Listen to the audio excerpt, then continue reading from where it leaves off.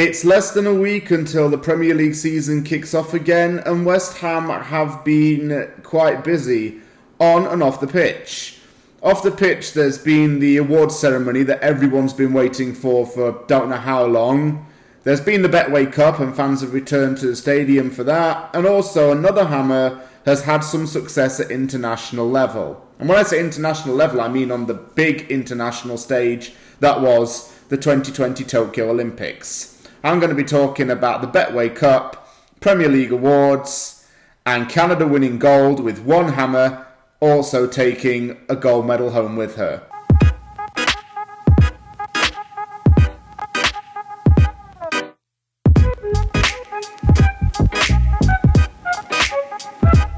The main theme of this week's Off the Press is winning. Winning trophies and winning medals is what I mean. A lot of players have won personal accolades as well. So everyone's winning in this week's Off the Press. It's a good Off the Press. There was the awards ceremony that was live streamed on Facebook and YouTube, presented by Chris Scully with Carlton Cole as one of the guests.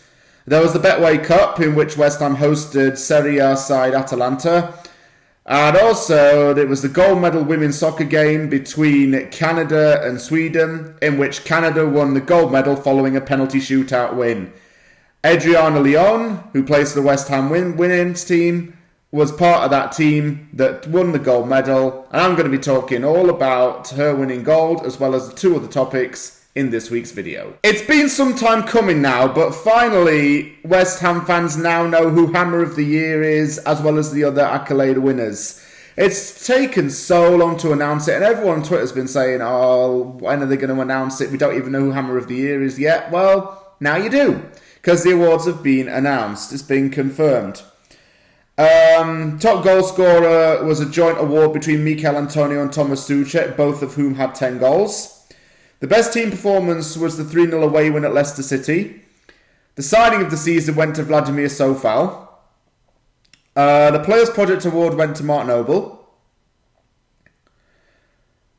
What else we got? We got the save of the season went to Lucas Fabianski, who denied Victor Lindelof against Manchester United on February the 9th earlier this year. Young Hammer of the Year went to Ben Johnson. The Dylan Tombides Award went to Jaden Fevrier. Individual performance of the season went to Jesse Lingard against Wolves. Mauro Lanzini won goal of the season against Tottenham Hotspur, with Tomàš Souček taking Hammer of the Year. I won't talk about every single individual because most of these awards are fully deserved. In fact, they're all deserved. Everyone worked hard in the team to earn these accolades.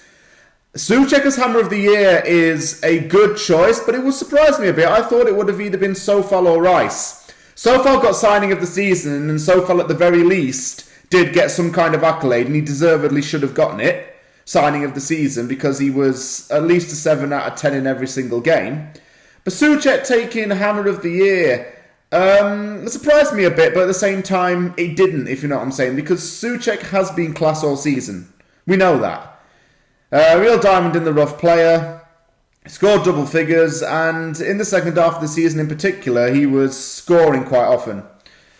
Ben Johnson winning Young Hammer of the Year doesn't surprise me, because I think he's really on the up. As much as fans have criticised him and slated him in the past and say he's not ready, I don't care about all that. He's on the up. He's still learning. He's still a young lad. Manuel Lanzini finally got some recognition for goal of the season, but it wasn't Premier League goal of the season. It should have been Premier League goal of the season, not Lamella's little back heel Rabona, whatever it's called, against Arsenal. It should have been Lanzini's goal against Tottenham, because it had an extremely minuscule chance of going in, according to a statistic website.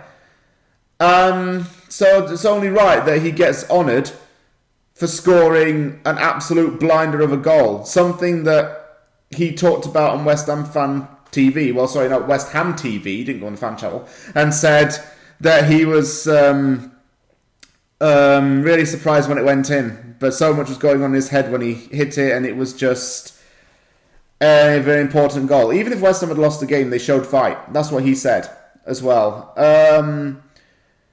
Yeah, I think those awards are fair. The Betway Cup was back. West Ham hosted Atalanta at the London Stadium. Atalanta's not a muggy side to play against because it's really gaining attention and gaining some real traction in Serie A for being a team that's known for having good wing-backs and a good system. West Ham won the game 2-0 thanks to 2 assists from Saïd Benrahma, with Michail Antonio and Pablo Fornals scoring the goals.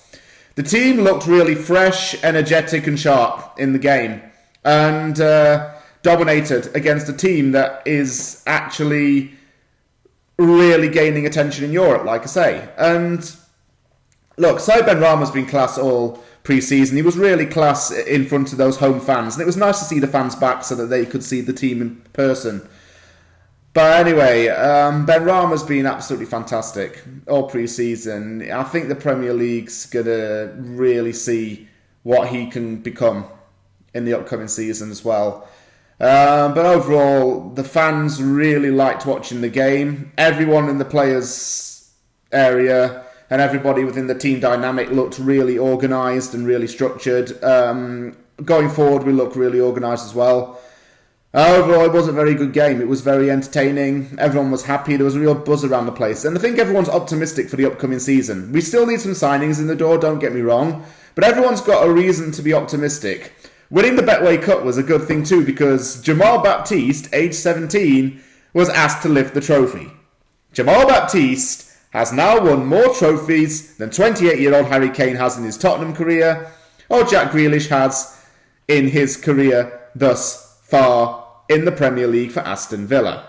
And when 17-year-olds lifting the Betway Cup, i.e. West Ham's cup that they've actually struggled to win over the last 5 years, that's saying quite a lot.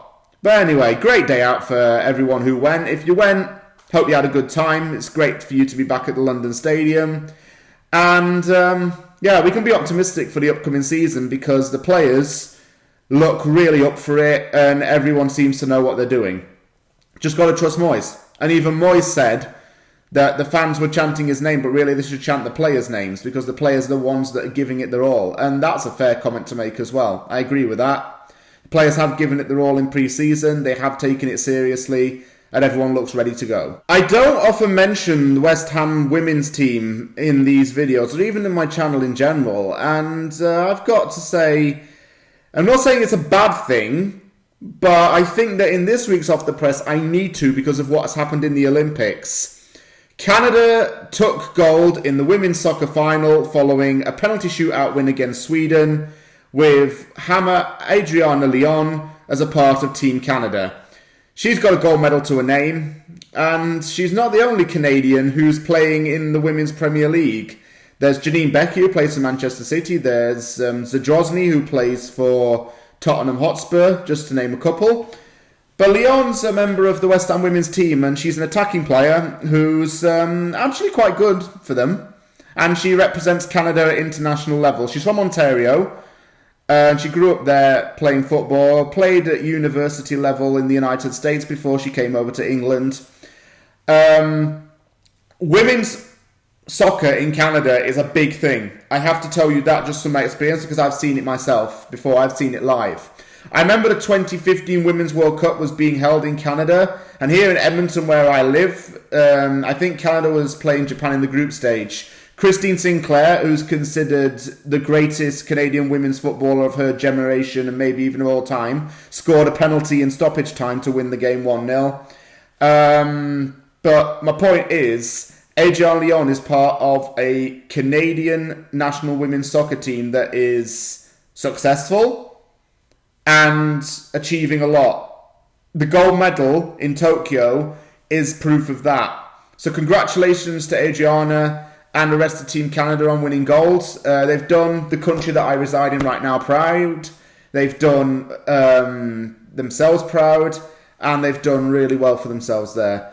I think Canadian soccer's on the up in general, even with the men's teams now starting to progress, but the women's team's been ahead by about 5 or 6 years, I'd say.